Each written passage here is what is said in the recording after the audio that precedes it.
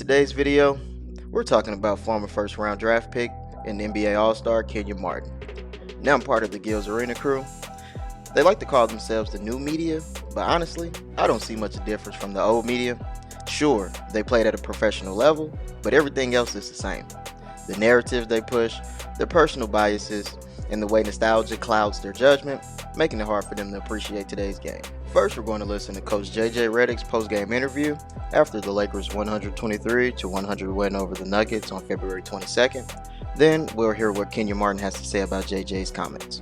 There are certain moments throughout the season that you just get up for, and I pretty much haven't slept since we walked off the court in Portland, and I just spent a lot of time on this game. Our staff spent a lot of time on this game.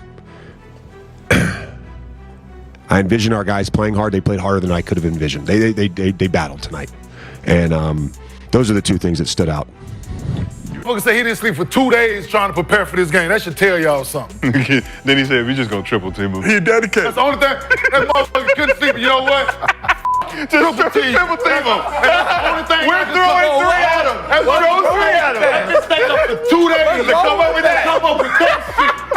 What's wrong with And in the words of Nick Young, what is wrong with that? And this right here is exactly what's wrong with the NBA today. Everyone from the media to ex-players to fans constantly trashes the modern game, always comparing it to past eras. They say today's players are soft and lack a killer instinct, but when a coach breaks down his detailed game plan and admits he lost sleep preparing for a matchup, he gets laughed at. Isn't this the kind of coach every player should want to play for? Since when did being dedicated to your craft become a joke? Now let's take a listen to what else Kenyon had to say about the Lakers win over Denver. Okay, y'all got to win. Congratulations, like I said in the chat. Hey. Congratulations. Celebrate. That's what y'all on. Congratulations. The Lakers have become an organization. Y'all didn't win shit. Y'all beat the motherfucking Nuggets in fucking February 26th. Game by game celebration. What's funny is that Kenyon Martin, a former NBA player himself, doesn't think it's a big deal that the Lakers beat the Nuggets, even though Denver had their number and the two teams were neck and neck in standings. Why? Because it was February? Yeah, I don't think so. Now let's hear Kenyon speak on another game that also took place in February. He just picked the dude up, the other really good basketball player. Full court. He picked him up full court and just blocked his shot. Just like that, just made it competitive. And so they rave about Kobe going all out in an All-Star game in February, even though it doesn't count towards the team's record. So that means that game should be less significant than the Lakers versus the Nuggets, right? Wrong. I'll digress, however. Now let's hear more of what he thinks about the Lakers. Y'all ain't got better. Y'all team ain't got better. That was a dumb. Y'all still got non-shooters and non-playmakers out there, motherfucker, dog. Kenyon Martin wasn't entirely wrong with his comments about the Lakers shooting and playmaking. Right now, they have 2 of the top 3 playmakers in the league and about 6 players shooting 35% and above from 3. While they're in the middle of the pack in assists at 14, averaging 26.4 assists per game, and 16th in the league in the 3-point percentage at about 35.5%. With 22 games left, they're trending upward, but to say they haven't improved is just disingenuous. Don't get me wrong, I do enjoy watching Gills Arena and other former player shows speaking about their respective sport, but I also value facts over feelings. And sometimes these guys mix the two. Their next take literally made me laugh out loud when I heard it live. They're really good. How can y'all say that, but the Lakers is out first round? Like, how? Because they don't have no defense, man. What? Bro, what are you talking about, man? You see how easy it is to create a narrative that anybody can run with as a fact? I'm pretty sure Boogie hasn't watched many Laker games this season. Since January 15th, they've had the #1 defense in the league. They even traded their top defender.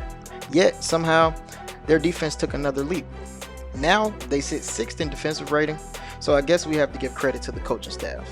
But that does raise the real question, why weren't they this locked in last year?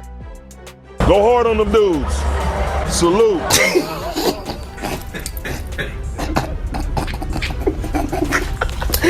Hey, hold on, this shit ain't funny. It ain't funny, but it is. JJ definitely deserves credit for how the Lakers are playing this season. When he first got the position, there was a lot of doubt, and rightfully so.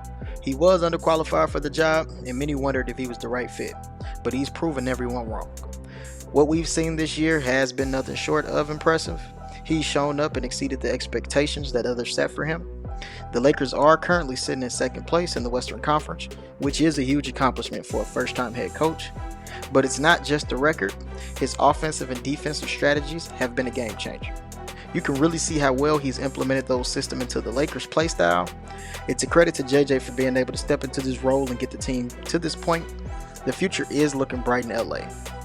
Hey Kenyon, did you know the Lakers were actually good at defense? Watch him. Only watch him. Rob Pelinka, if you're watching this show. I do not. I'm not really buying appreciate it. Spectrum just to. I'm not spending money just to watch one team. Hey, bro, come on now, dog. Come on, man. Yes, folks, you heard him right. He doesn't even watch them.